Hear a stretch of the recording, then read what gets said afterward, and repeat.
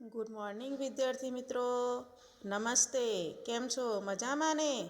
આજે આપણે ધોરણ 8માં પ્રકરણ 11 ગણિત વિષયમાં માપન વિશે અભ્યાસ કરીશું. તમે ધોરણ 7માં આ માપનનો અભ્યાસ કરી ગયા છો. તમે ધોરણ 7માં પરિમિતિ અને ક્ષેત્રફળ પાઠ આવ્યો હતો ને એવો ગણિતમાં. તો અહીં પણ આપણને ચોરસ, લંબચોરસ અને વર્તુળની પરિમિતિ અને ક્ષેત્રફળનો અભ્યાસ કરવાનો છે. પહેલાં તો આપણે જોઈએ કે પરિમિતિ કોને કહેવાય. તમે 7મા ધોરણમાં ભણી ગયા છો, તો જરાક વિચારો અને યાદ કરો કે પરિમિતિ એટલે શું અને ક્ષેત્રફળ એટલે શું. યાદ આવ્યું મિત્રો? તો ચાલો આજે હું તમને પરિમિતિ એટલે શું અને ક્ષેત્રફળ એટલે શું પાછો એકવાર અભ્યાસ કરી લઈએ. તો અહીં હું એક ચોરસ દોરું છું. આ ચોરસની પરિમિતિ એટલે શું અને ક્ષેત્રફળ એટલે શું? તો જો પરિમિતિ અને ક્ષેત્રફળમાં શું ફરક હોય છે? તો પરિમિતિ એટલે ચારે બાજુ. ચોરસ હોય, લંબચોરસ હોય અથવા ગોળ હોય તો એની ચારે બાજુનો સરવાળો કરવાનો એને શું કહેવાય? પરિમિતિ. અને ક્ષેત્રફળ એટલે શું? તો ક્ષેત્રફળ એટલે કોઈ પણ આકૃતિની અંદર બંધ આકૃતિએ રોકેલી જગ્યા, એને શું કહેવાય? ક્ષેત્રફળ. તો સમજાઈ ગયું પરિમિતિ અને ક્ષેત્રફળમાં શું અંતર છે? તો પરિમિતિ એટલે ચારે બાજુનો સરવાળો કરવાનો અને ક્ષેત્રફળ એટલે કે આકૃતિની અંદરની જે જગ્યા રોકે છે એને કહેવાય છે ક્ષેત્રફળ. ત્યારબાદ વિદ્યાર્થી મિત્રો, અહીં તમને પરિમિતિ અને ક્ષેત્રફળની વ્યાખ્યા આપી છે. જો અહીં આપી છે, સમતલ આકૃતિ, તેની હદ કે સીમાની ચારે બાજુનું કુલ અંતર એટલે પરિમિતિ. અહીંયા જુઓ, સમતલ આકૃતિની સીમાની ચારે બાજુનું કુલ અંતર, આ ચારે બાજુનું કુલ અંતર એટલે શું? પરિમિતિ. ત્યારબાદ જોઈએ ક્ષેત્રફળ. તો ક્ષેત્રફળ કોને કહેવામાં આવે છે? તો આકૃતિ દ્વારા ઘેરાયેલા કુલ ક્ષેત્રને તેનું ક્ષેત્રફળ કહેવામાં આવે છે. તો આપણી પાસે સમજાઈ ગયું હવે ક્ષેત્રફળ અને પરિમિતિ. તો જો તમને અહીં ઉદાહરણ આપ્યા છે એ જોઈએ. જો ચાલો ફરી યાદ કરી લઈએ છે ને. તો અહીં આપણને એક લંબચોરસ આપ્યું છે. આ લંબચોરસ આકારના બગીચાની આકૃતિ, એની લંબાઈ 30 મીટર અને પહોળાઈ કેટલી છે? 20 મીટર. જુઓ, આ લંબાઈ કેટલી છે? 30 મીટર છે અને પહોળાઈ કેટલી છે? 20 મીટર છે. તો આગળ જોઈએ, શું શોધવાનું છે? આ બગીચાની ચારે બાજુ આવેલ વાડની કુલ લંબાઈ કેટલી હશે? તો વાડની લંબાઈ શોધવાની છે. એટલે ચારે બાજુ વાડ કરવાની છે એટલે એની શું શોધવી પડશે? પરિમિતિ. શું શોધવી પડશે? પરિમિતિ. તો વાડની લંબાઈ શોધવા માટે પહેલાં એની પરિમિતિ શોધવી પડશે અને પછી એની વાડની લંબાઈ શોધવી પડે. બીજું જોઈએ, બગીચામાં કેટલી જમીન રોકાયેલી છે? આ બગીચાએ રોકેલી જમીન શોધવા માટે આપણે શું શોધવું પડશે? બગીચાનું ક્ષેત્રફળ શોધવું પડશે. તો બગીચાનું ક્ષેત્રફળ શું આવશે? લંબાઈ ગુણ્યા પહોળાઈ. પછી એ જ રીતે બગીચાની પરિમિતિ પર અંદરની તરફ 1 મીટર પહોળો સિમેન્ટનો રસ્તો તૈયાર કરવાનો છે. પરિમિતિ પર અંદરની તરફ જો 4 ચોરસ મીટર પર સિમેન્ટ લગાવવા એક થેલી સિમેન્ટ જોઈએ છે, તો આખા રસ્તા પર સિમેન્ટ લગાવવા કેટલી થેલી સિમેન્ટની જરૂર પડશે? તો જુઓ, પહેલાં આપણે શું શોધવું પડે? આ રહ્યું જો છે ને. તો જરૂરી સિમેન્ટની થેલી બરાબર શું આવશે? રસ્તાનું ક્ષેત્રફળ અને છેદમાં સિમેન્ટની એક થેલીની રસ્તાનું ક્ષેત્રફળ શોધવું પડે. તો અહીંયા જુઓ, તમને ઉદાહરણમાં આપેલું છે સિમેન્ટના રસ્તાનું ક્ષેત્રફળ બરાબર બગીચાનું કુલ ક્ષેત્રફળ, બગીચાના જે ભાગ પર સિમેન્ટ નથી લગાવવાનું તેનું ક્ષેત્રફળ. રસ્તાની પહોળાઈ 1 મીટર છે. અહીંયા કેટલી છે? 1 મીટર છે. જુઓ, આ પહોળાઈ કેટલી છે? 1 મીટર અને આ અહીં કેટલું છે? 1.5 મીટર. જુઓ, તમને આકૃતિમાં આપી જ દીધું છે બરાબર. તો એનું ક્ષેત્રફળ કેટલું થશે? બગીચાનું ક્ષેત્રફળ બરાબર કેટલું થાય? 30 ઓછા 2. લંબાઈ કેટલી છે? 30 છે. પણ જે રસ્તાનો ભાગ બનાવવાનો છે તે તમે જોઈ શકો છો. અહીંયા કેટલા મીટર છે? 2 મીટર છે. એટલે 30 માઇનસ 2. પછી એ જ રીતે બગીચાના જે ભાગ પર સિમેન્ટ નથી લગાવવાનું, તો આ કેટલી પહોળાઈ છે? 20. એમાં પણ આ 2 મીટર નીકળી જશે. એટલે 20 માઇનસ 2 મીટર સ્ક્વેર એટલે 28 ગુણ્યા 18 થશે. તો તેની વપરાશમાં જરૂરી સિમેન્ટ થેલીની સંખ્યા શોધો. તો આ 2નો ગુણાકાર કરશો એટલે થેલીની સંખ્યા આવી જશે. ચાલો હવે જુઓ, સૂત્ર લખી લેજો. ચોરસની પરિમિતિ બરાબર શું આવશે? ચોરસની પરિમિતિ બરાબર શું આવે? 4 ગુણ્યા લંબાઈ. લંબચોરસની પરિમિતિ બરાબર શું આવશે? લંબચોરસની પરિમિતિ બરાબર 2 કૌંસમાં L વત્તા B કૌંસ પૂરો. આ શેનું ક્ષેત્રફળ હતું? ચોરસની પરિમિતિનું અને લંબચોરસની પરિમિતિનું. નોટમાં લખી લેજો મિત્રો. ત્યારબાદ આવે છે ચોરસનું ક્ષેત્રફળ. શું આવશે? ચોરસનું ક્ષેત્રફળ. તો ચોરસનું ક્ષેત્રફળનું સૂત્ર શું છે? શું છે ક્ષેત્રફળનું? L ગુણ્યા B. અથવા ચોરસના ક્ષેત્રફળમાં તો પહોળાઈ હોતી નથી, તો L ગુણ્યા L પણ લખી શકાય. તો લંબચોરસનું ક્ષેત્રફળ પણ શું આવશે? L ગુણ્યા B. પણ જો આપણને વર્તુળ આપ્યું હોય તો વર્તુળનું ક્ષેત્રફળ શોધવાનું હોય તો વર્તુળનું ક્ષેત્રફળ શું આવશે? તો વર્તુળનું ક્ષેત્રફળ બરાબર 2πr. આ સૂત્ર તમારી નોટબુકમાં લખી રાખજો. 2πr એ વર્તુળનું પરિઘ કહેવાય. શું કહેવાય? વર્તુળનું પરિઘ. સોરી મિત્રો, આ વર્તુળનું પરિઘ છે. એ શું છે? 2πr. જેને આપણે વર્તુળનું પરિઘ એટલે શું? આ વર્તુળ છે તો એની જે આજુબાજુની છે એને પરિઘ કહેવાય, એને પરિમિતિ કહેવાય. વર્તુળનું પરિઘ બરાબર 2πr. અને વર્તુળનું ક્ષેત્રફળ બરાબર πr². આ 2 સૂત્ર લખી રાખજો. આ નવા સૂત્ર છે, દાખલા ગણતી વખતે કામ લાગશે. ઓકે વિદ્યાર્થી મિત્રો, હવે આપણે આગળ જોઈશું. જો લંબચોરસ ક્યારાનું ક્ષેત્રફળ, પછી બગીચામાં સિમેન્ટનો રસ્તો બાદ કર્યા પછીનું બાગનું ક્ષેત્રફળ, ઘાસવાળા વિસ્તારનું ક્ષેત્રફળ દાખલા ગણવાના છે. જુઓ મિત્રો, આ અહીં જે આપણને કોષ્ટક આપ્યું છે, આખું કોષ્ટક તમારી નોટબુકમાં લખવાનું છે. શેનું છે? તો પહેલાં લંબચોરસનું ક્ષેત્રફળ શું આવશે? લંબાઈ ગુણ્યા પહોળાઈ. તમે એને એ વડે પણ લખી શકો, AB વડે પણ લખી શકો. ખબર છે ને? ચલ નાની ABCDમાં લખી શકાય. પછી ચોરસનું ક્ષેત્રફળ બરાબર L ગુણ્યા L અથવા B ગુણ્યા H. તમે જે રીતે લખવું હોય એ રીતે યાદ રાખવાનું.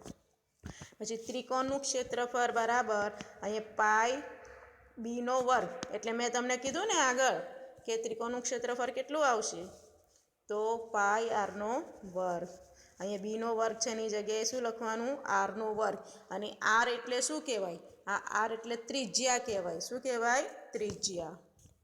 પછી સમાંતર બાજુ ચતુષ્કોણ. જુઓ, સમાંતર બાજુ ચતુષ્કોણ કયા પ્રકારનું હોય છે? તો સમાંતર બાજુ ચતુષ્કોણનું ક્ષેત્રફળ છે 1/2 b ગુણ્યા h. જોઈ શકો છો તમે આ સૂત્ર. અને વર્તુળનું, જુઓ વર્તુળ છે, પછી એક ત્રિજ્યા દોરેલી છે, તો એનું ક્ષેત્રફળ શું આવશે? a ગુણ્યા b. શું આવશે? a ગુણ્યા b. અને આ રીતે તમારે સૂત્ર લખીને નોટબુકમાં યાદ કરવાના છે. આગળ જોઈએ. નીચે આપેલા આકારોની બોક્સમાં આપેલા ક્ષેત્રફળ સાથે યોગ્ય રીતે જોડો. હવે તમારે શું કરવાનું છે? ઘરે જાતે બેસીને કરવાનું છે. અને આપણે આ શીખી ગયા છે તે જાતે બેસીને ઘરે કરવાનું છે. આ સમાંતર બાજુ ચતુષ્કોણ છે તો એનું સૂત્ર મૂકવાનું ક્ષેત્રફળનું, અને આ રીતે એની શું કરવાનું? ક્ષેત્રફળ શોધવાનું છે. અને પછી એને અહીં જોડકા સાથે જોડવાનું છે. એ તમે ઘરે જાતે કરજો. આપણે સ્વાધ્યાય 11.1 જોઈશું. જો આપણે સ્વાધ્યાય 11.1નો પહેલો દાખલો જોઈએ. એક આકૃતિમાં એક ચોરસ અને એક લંબચોરસ ખેતર તેમના માપ સાથે આપેલા છે. આ બંને ખેતરોની પરિમિતિ સમાન છે. કયા ખેતરનું ક્ષેત્રફળ વધારે હશે? જો તમને આકૃતિમાં એક ચોરસ છે અને એક લંબચોરસ છે. ચોરસની લંબાઈ 60 મીટર છે અને લંબચોરસની લંબાઈ 80 મીટર છે. તો આપણે પહેલાં શું કરવું પડશે? જો ચોરસ આપણને ખબર છે કે ચોરસની ચારેય બાજુ કેવી હોય? સરખી હોય. એટલે આ પણ 60 મીટર થશે, આ પણ 60 મીટર થશે અને આ પણ 60 મીટર થશે. એટલે ચોરસનું ક્ષેત્રફળ તો આપણને મળી રહેશે અને પરિમિતિ પણ મળી રહેશે. પણ અહીંયા જુઓ, લંબચોરસની અંદર આપણને પહોળાઈ આપી નથી. જોઈ શકો છો, લંબચોરસની અંદર આપણને પહોળાઈ આપી નથી આપીને. જુઓ,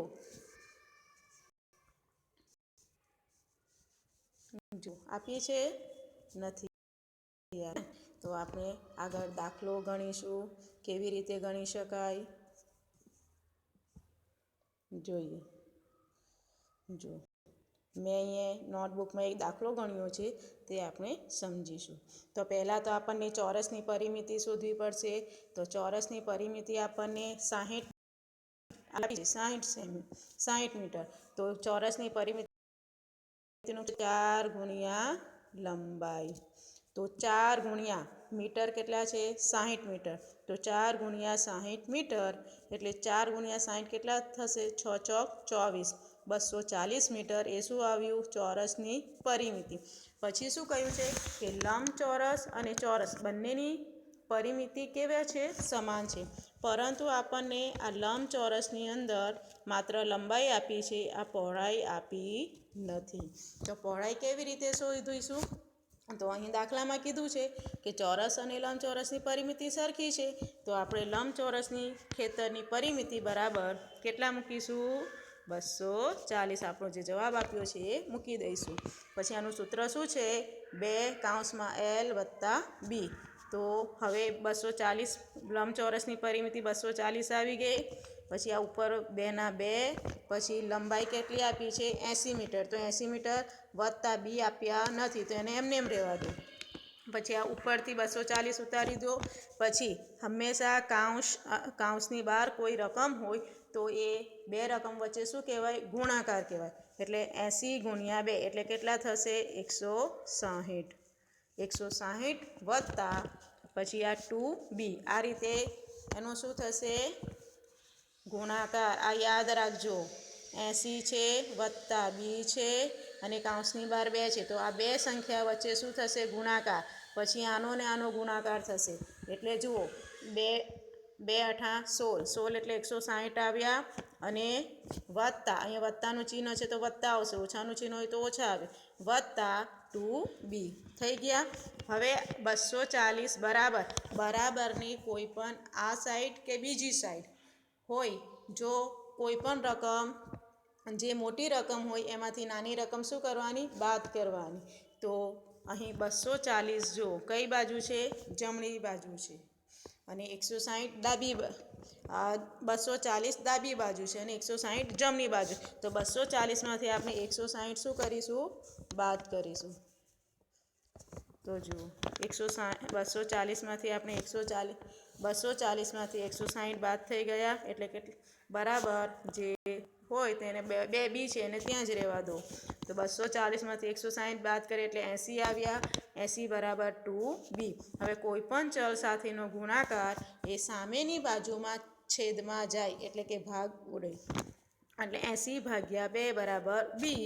એટલે 80/2 કરશો એટલે કેટલા આવશે? 2 દુ 4 એટલે 40 આવશે. એટલે લંબચોરસ ખેતરની પહોળાઈ કેટલી આવી? 40. એટલે આનું માપ કેટલું મળી ગયું આપણને? 40. 80 અને 40. હવે આગળ જોઈએ. હવે બીજું શું શોધવાનું છે? કયા ખેતરનું ક્ષેત્રફળ વધારે હશે? છે ને કયા ખેતરનું ક્ષેત્રફળ વધારે હશે? તો જોઈએ ક્ષેત્રફળ શું પડે એના માટે તો પહેલા ચોરસનું ક્ષેત્રફળ શોધીશું. તો ચોરસના ક્ષેત્રફળ લંબાઈ ગુણ્યા પહોળાઈ એટલે 60 મીટર ગુણ્યા 60 મીટર. અહીંયા મીટર એટલે 60 ગુણ્યા 60 કેટલા આવશે? 3600. કેટલા આવશે? 3600. 6 × 36 છે ને, 6 × 36 ને 2 0 મૂકી દેવાનું એટલે 3600 મીટર થયા. એ જ રીતે લંબચોરસનું ક્ષેત્રફળ જોઈએ તો કેટલા થશે? એનું સૂત્ર શું છે? લંબાઈ ગુણ્યા પહોળાઈ, L ગુણ્યા B. તો હવે આપણી પાસે લંબાઈ પણ છે અને પહોળાઈ પણ છે. 60 ગુણ્યા 40 મીટર એટલે 6 ગુણ્યા 4 6 ચોક 24 અને 2 0 2400 મીટરનો વર્ગ. અને આ કેટલો છે? 3600 મીટરનો વર્ગ. તો આ બેમાંથી કઈ સંખ્યા મોટી છે? 3600 કે 2400? તો 3600 મોટા છે. તો અહીં લખવાનું કે ચોરસ ખેતરના ક્ષેત્રફળ વધારે છે. સમજાઈ ગયો મિત્રો આ દાખલો? આ દાખલા નંબર 1 હતો. હવે દાખલા નંબર 2 જોઈશું. દાખલા નંબર 2 જોઈએ.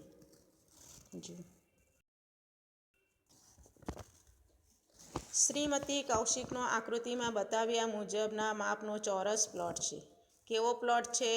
ચોરસ. તે પ્લોટના મધ્ય ભાગમાં મકાન બનાવવા માંગે છે. મકાનને ફરતે બગીચો વિકસાવેલ છે. બગીચો વિકસાવવાનો ભાવ ₹55 પ્રતિ ચોરસ મીટર હોય તો મકાનની ફરતે બગીચો વિકસાવવાનો કુલ ખર્ચ કેટલો થશે? જો આવો એક ચોરસ પ્લોટ દોરેલો છે અહીંયા. પછી એની અંદર એક મકાન વિકસાવવાનું છે અને એની બાજુ શું વિકસાવવાનું કહે છે? બગીચો. તો આપણને આકૃતિમાં આપી દીધું છે. આપણે જોઈ લઈએ આકૃતિ. જુઓ ચોરસની આ લંબાઈ કેટલી છે? 25 મીટર 25 મીટર. પરંતુ મકાનની લંબચોરસ છે. મકાન કેવું છે? લંબચોરસ. એની લંબાઈ છે 20 મીટર અને પહોળાઈ છે 15 મીટર. તો હવે આપણે આ દાખલો જોઈએ આગળ. જુઓ છે તો પહેલાં આપણે શું શોધી લઈશું? ચોરસ પ્લોટનું ક્ષેત્રફળ એટલે L ગુણ્યા L. એટલે કેટલું છે એનું ક્ષેત્રફળ? 25 મીટર. કેટલું છે? 25 મીટર. આ કેટલું છે? 25 મીટર. એટલે 25 મીટર ગુણ્યા 25 મીટર કેટલું થશે? 625. ત્યારબાદ શું શોધીશું? લંબચોરસ મકાનનું ક્ષેત્રફળ જે આપણને વચ્ચે આપ્યું છે. લંબચોરસ કેટલું આપ્યું છે? 20 ગુણ્યા 15. આવી રીતે આપ્યું છે ને, તો 20 ગુણ્યા 15 જોઈશું. તો 20 ગુણ્યા 15 મીટર કેટલા થશે? 300 મીટર. જુઓ અહીંયા આ મકાનનું ક્ષેત્રફળ શોધવાનું છે. એટલે 20 ગુણ્યા 15 એટલે 15 દુ 30. 300 મીટર સ્ક્વેર. ક્ષેત્રફળનું માપ હંમેશા પ્રતિ ચોરસ મીટર આવે એટલે કે મીટરનો વર્ગ આવે. ધ્યાન રાખજો. હવે આપણે બગીચો શોધવો હોય તો શું કરવું પડે? બગીચાનું માપ શોધવું હોય તો જુઓ આ એક ચોરસ છે. બરાબર? આ ચોરસ છે, પ્લોટ છે. એની અંદર લંબચોરસ મકાન છે અને એની બાજુ આ બગીચો કરવાનો છે. તો બગીચો કરવા માટે આપણે શું કરવું પડે? તો ચોરસમાંથી પ્લોટમાંથી મકાનનું ક્ષેત્રફળ બાદ કરવું પડે. તો જોઈએ અહીંયા શેનું ક્ષેત્રફળ શોધવાનું છે? બગીચાનું ક્ષેત્રફળ. તો અહીંયા બગીચાનું ક્ષેત્રફળ બરાબર શું આવશે? પ્લોટનું ક્ષેત્રફળ માઇનસ મકાનનું ક્ષેત્રફળ. તો ચોરસ પ્લોટનું છે 625 મીટર વર્ગ માઇનસ લંબચોરસ મકાનનું ક્ષેત્રફળ કેટલું છે? 300 મીટરનો વર્ગ. એટલે 625માંથી 300 બાદ કરો એટલે કેટલા આવશે? 325. કેટલા આવશે? 325. જો આવી ગયા. હવે આગળ જોઈએ. અહીંયા શું કહ્યું છે કે એક ચોરસ, અહીંયા જુઓ, બગીચો વિકસાવવાનો ભાવ ₹50 મીટર હોય તો મકાનને ફરતે બગીચો વિકસાવવાનો કુલ ખર્ચ કેટલો? તો બગીચો 1 ચોરસ મીટર. અહીંયા શું લખવાનું? 1 ચોરસ મીટર વર્ગ બગીચો વિકસાવવાનો ભાવ ₹55 તો 325 મીટર બગીચો વિકસાવવાનો ભાવ કેટલું. બરાબર, એટલે કેટલું આવશે? આનો જવાબ શું આવશે? 325 ગુણ્યા 55. આ બેનો શું થશે? ગુણાકાર. એટલે 325 ગુણ્યા 55 કરશો એટલે કેટલા રૂપિયા આવશે? 17,875. ગુણાકાર નોટબુકમાં કરવાનો, પછી લખવાનો. બરાબર, મેં ગુણાકાર કરીને ડાયરેક્ટ લખી દીધું છે. 325 ગુણ્યા 55 એટલે કેટલો આવશે? 17,875 રૂપિયા. થઈ ગયો આ બીજો દાખલો. હવે ત્રીજો દાખલો જોઈશું. જો ત્રીજો દાખલો આઈએમપી છે, ધ્યાન રાખજો કે તે થોડોક અલગ છે. અહીં આકૃતિમાં બતાવ્યા મુજબનો એક બગીચો છે. બગીચાનો મધ્ય ભાગ લંબચોરસ છે. જુઓ, બગીચાનો મધ્ય ભાગ કેવો છે? આ લંબચોરસ દેખાય છે ને તમને? અને આ લંબચોરસની બંને બાજુ છેડા પર અર્ધ વર્તુળ છે ને? આ બગીચાની પરિમિતિ અને ક્ષેત્રફળ શોધો. લંબચોરસની લંબાઈ, આખા લંબચોરસની લંબાઈ કેટલી આપેલી છે? જોઈ શકો છો, 20 મીટર. એટલે આખા લંબચોરસની લંબાઈ કેટલી છે? અર્ધવર્તુળાકાર સાથે 20 મીટર છે. માઇનસ 3.5 વત્તા 3.5 એટલે કે આ અર્ધવર્તુળનું જે દોરેલું છે ને 3.5 મીટર છે. હવે આ દાખલો કઈ રીતે ગણવાનો છે એ આપણે જોઈશું.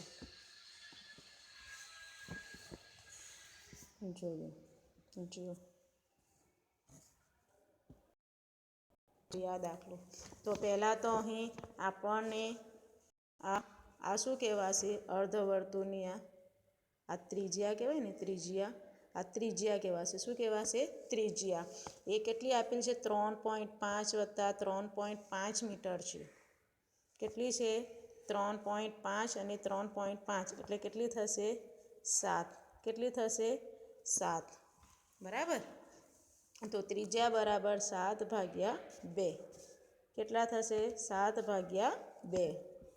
અહીંયા ધ્યાન રાખજો, કેટલી આવશે? 7/2. કેમ કે બે ત્રિજ્યાઓ છે ને, એટલે કેટલી આવશે? 7/2. 3.5ની બે ત્રિજ્યાઓ છે એટલે 7/2. હવે વર્તુળની પરિમિતિ એટલે કે વર્તુળનું પરિઘ બરાબર શું આવશે? 2πr. આગળ મેં તમને સૂત્ર લખાવ્યા, એની અંદર આ લખાવ્યું હતું કે વર્તુળની પરિમિતિ એટલે કે વર્તુળનો પરિઘ, એનું સૂત્ર શું છે? 2πr. તો સૌથી પહેલાં આપણને આ દાખલાની અંદર તો બે અર્ધવર્તુળની શું શોધવાની છે? પરિમિતિ. જુઓ અહીંયા કહ્યું છે કે પરિમિતિ અને ક્ષેત્રફળ શોધો. તો બે અર્ધવર્તુળની પરિમિતિ શોધવાની છે એટલે 2 લખવાના. પછી આપણને ખબર છે કે વર્તુળની પરિમિતિનું ક્ષેત્ર શું છે? 2πr. પણ વર્તુળ કેવા છે? અર્ધ છે. વર્તુળ કેવા છે? અર્ધ. એટલે છેદમાં શું લખવા પડે? 2. એટલે આનું સૂત્ર શું બનશે? 2 અર્ધવર્તુળની પરિમિતિ બરાબર 2/2πr/2.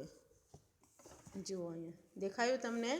હવે આપણે બે લખી દીધા, પછી કૌંસમાં 2 છે એ લખી દીધા, છેદમાં 2 છે એ પણ લખી દીધા. 2 ગુણ્યા પાઈની કિંમત કેટલી હોય? તો પાઈની કિંમત હંમેશા 22/7 હોય છે. યાદ રાખજો, કેટલી હોય? 22/7. પછી ગુણ્યા આપણે ત્રિજ્યા કેટલી લીધી? 7.2. અહીંયા આપેલું જ છે, જુઓ 3.5 વત્તા 3.5 એટલે કેટલા થાય? 7. અને 2 ત્રિજ્યા અડધી હોય એટલે 7/2. હવે બે ઉડી ગયા. જુઓ તમે, આ બે ઉડી ગયા, આ 2 ને આ 2 ઉડી ગયા. જેટલા છેદ ભાગ ઉડાડી દેવાના, આ 7 ઉડી ગયા. બચ્યું શું? માત્ર 22. એટલે આ બે અર્ધવર્તુળની પરિમિતિનો જવાબ કેટલો આવ્યો? 22. આગળ દાખલો જોઈએ. હવે પરિમિતિ આવી ગઈ 22. હવે શું શોધવાનું છે? બે અર્ધવર્તુળનું ક્ષેત્રફળ. અહીંયા શું લખવાનું છે? બે અર્ધવર્તુળનું ક્ષેત્રફળ બરાબર 2πr²/2. હવે આપણું સૂત્ર વર્તુળના ક્ષેત્રફળનું સૂત્ર શું છે? આગળ આપણે કોષ્ટકમાં જોઈ ગયા પાઈ આરનો વર્ગ. આ વર્તુળનું ક્ષેત્રફળ છે. તો અર્ધવર્તુળનું ક્ષેત્રફળ શું થાય? છેદમાં 2 લખીએ એટલે શું થઈ જશે? અર્ધવર્તુળનું ક્ષેત્રફળ. અહીં 2 અર્ધવર્તુળ છે એટલે આપણે શું લખ્યું છે? જુઓ, 2 કૌંસમાં પાઈ આરનો વર્ગ છેદમાં 2. હવે આ જે સૂત્ર છે એની આપણે અહીંયા શું મૂકવાની છે? કિંમત.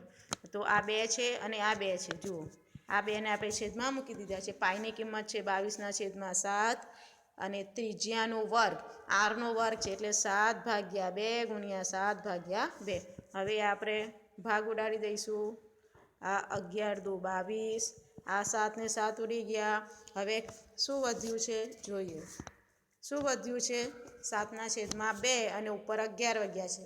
11 બચ્યા એટલે 11 ગુણ્યા 7 77 થયા ભાગ્યા 2. 77/2 કરીએ એટલે કેટલા આવે? જુઓ, 77/2 તો 2 3 વાર 6. 7માંથી 6 જાય તો 1, ઉપરથી ઉતાર્યા 7. 2 8 16. 7માંથી 6 જાય તો 1, 1માંથી 1 જાય તો 0. હવે જુઓ, અહીંયા 1 વધ્યો. આપણે હંમેશા ભાગ ઉડી જાય છે પણ અહીં શેષ વધતો નથી, પણ આમાં શેષ વધે છે. તો શું કરવાનું? અહીંયા પોઈન્ટ્સ મૂકી દેવાના. શું મૂકવાના? પોઈન્ટ મૂકવાનું ને નીચે 0 મૂકી દેવાનું. હવે 2ના ઘડિયામાં 10 કેટલી વાર આવે? તો 2 × 5 = 10. જુઓ, અહીંયા શેષ ઉડી ગયા. શેષ વધે છે કશું? ના. એટલે આપણો જવાબ શું આવ્યો?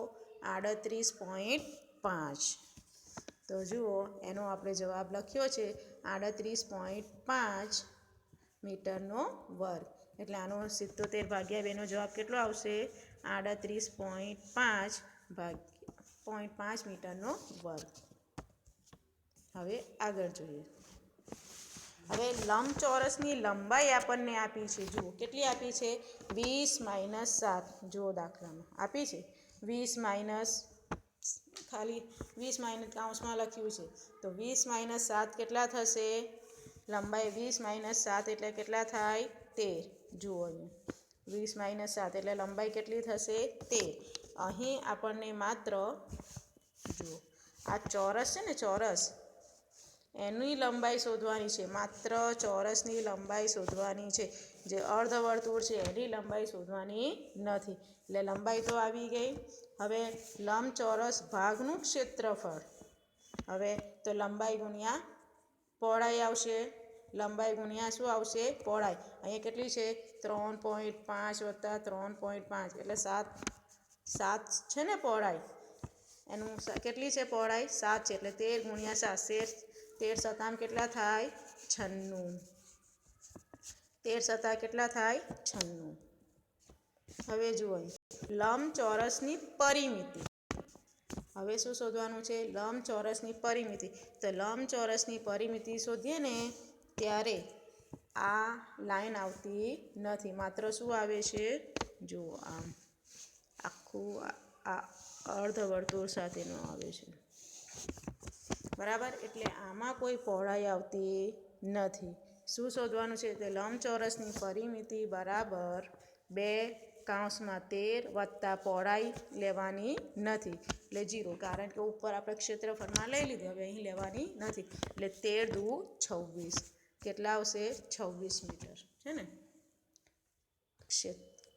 પરિમિતિ આવી 26 મીટર અને ક્ષેત્રફળ કેટલું આવ્યું? 91 મીટરનો વર્ગ. હવે આપણે શું શોધવાનું છે? બગીચાનું ક્ષેત્રફળ. શું શોધવાનું છે? આ બગીચાની પરિમિતિ અને ક્ષેત્રફળ શોધવાનું છે ને. તો આ બગીચો છે, આખો બગીચો છે, એ બગીચાનું ક્ષેત્રફળ શોધવાનું. બગીચાનું ક્ષેત્રફળ બરાબર અર્ધવર્તુળનું ક્ષેત્રફળ વત્તા લંબચોરસનું ક્ષેત્રફળ. આ અર્ધવર્તુળ દેખાય છે. આ અર્ધવર્તુળનું ક્ષેત્રફળ શોધવું પડે વત્તા આ ચોરસનું ક્ષેત્રફળ શોધવું પડે. બરાબર? આ બંને શોધાઈ ગયું, અર્ધવર્તુળનું અને આ ચોરસનું. તો એ બંને ક્ષેત્રફળનો શું કરવાનો? સરવાળો કરવાનો. તો જુઓ, અર્ધવર્તુળનું ક્ષેત્રફળ કેટલું આવ્યું? 38.5 આવ્યું ને, 38.5. પછી લંબચોરસનું ક્ષેત્રફળ કેટલું આવ્યું? 91. તો 38.5 વત્તા 91 મીટરનો વર્ગ એટલે બેનું સરવાળો કરીશું તો કેટલા આવશે 129.5 મીટરનો વર્ગ. હવે શું શોધવાનું છે? બગીચાની પરિમિતિ. તો એ જ રીતે અર્ધવર્તુળની પરિમિતિ વત્તા લંબચોરસની પરિમિતિ આ અને આ બંનેનું શું કરવાનું છે? સરવાળો. અર્ધવર્તુળની પરિમિતિ કેટલી છે? 22 મીટર અને લંબચોરસની પરિમિતિ કેટલી છે? 26 મીટર. તો 22 વત્તા 26 એટલે કેટલા આવશે? 48 મીટર. શું આવશે? 48 મીટર. તો આપણને દાખલાની અંદર જે જવાબ જોઈતા હતા તે આવી ગયા છે. જુઓ, બગીચાની પરિમિતિ શોધો. તો સમજાઈ ગયું દાખલો. આ 3 દાખલા મેં ગણાવ્યા છે. બાકી દાખલા છે એ તમારી જાતે કરવાના છે. ઓકે મિત્રો, થેન્ક યુ. જો તમને મારો આ વિડીયો ગમ્યો હોય તો લાઈક કરજો, સબસ્ક્રાઈબ કરજો અને બેલ બટન દબાવવાનું ભૂલતા નહીં.